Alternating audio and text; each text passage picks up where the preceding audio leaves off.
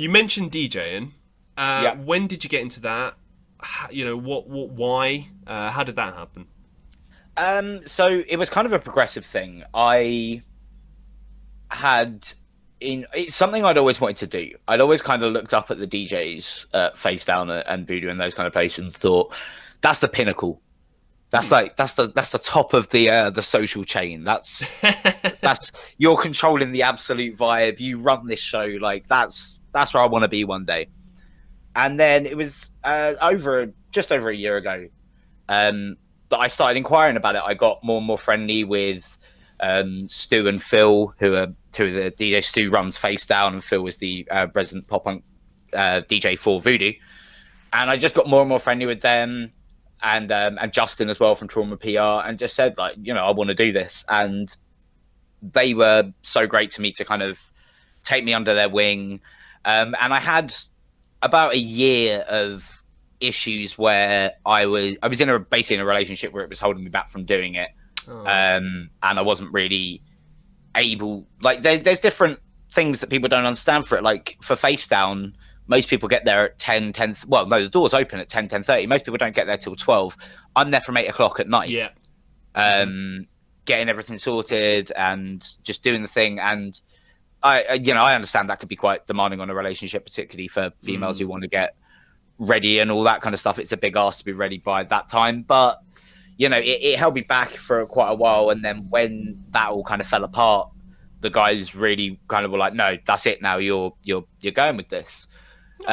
So we get to December, and I did a New Year's party. I can't remember what it was for. It might have been Pop Punk's Not Dead or something like that, or Make Pop Punk Great Again or something like that. And it was in the Amateur Mums at New Cross. Oh, wow. And I did a set there, and it was an emo set, really, really good. Following that, we had the January Voodoo. Unfortunately, my friend Phil had to drop out. He wasn't too well. And so me and Stu were doing it for the night, and he was like, me and you are just going to split it, and we'll just do like hour on, hour off, keep rolling on and off. And it was my first real time that I was like left on my own consistently to keep going. Oh, damn. And we got to 4 a.m. when they closed the pop punk room, and Ryan, one of the guys that runs Voodoo, came up and was just like, there's no way I can shut this down. Like, it's absolutely popping off. And it was just wall to wall.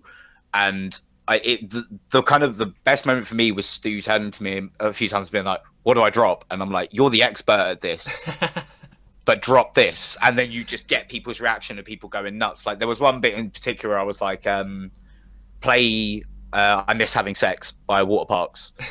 And he was like, what is that? I was like, trust me, just play it. Played it. And the whole room just went up.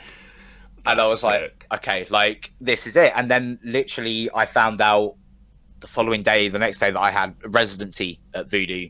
From that point, I was always going to have a set there. Oh, wow. And then I did Face Down the following weekend. And yeah, I've come back to Face Down consistently as well. So it's mad. It all kind of very short space of time blew up. So, is this all within crazy. the past year, or? Yeah, I would say so. Yeah, just over a bit. Yeah. Okay. That's amazing, man.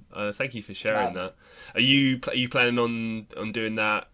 Obviously after everything goes back to normal. Do you have like some major goals that you want to achieve with that? Like, what's the deal? I think my major goal would be to DJ at Download, which is not completely. I'm not going to say that's going to happen. Hey, but it's dude, not I have off a friend. The cards. I have a friend who played at Download. Anything Fair. is possible. Yeah, I mean, Face Down and Voodoo normally host at least one of the nights in the Doghouse. And these guys that I've mentioned, they have DJ'd on that stage in the Doghouse. So just hopefully when things come back, keep working hard at it, and hopefully that could be a possibility one day, because it's just there's nothing quite. Well, no, actually, I imagine you get it more as a musician, but like there's when you drop a song and you get that reaction, it's just such a good feeling. When you can clearly visibly see people enjoying themselves, and it's such a rush, man. I love it.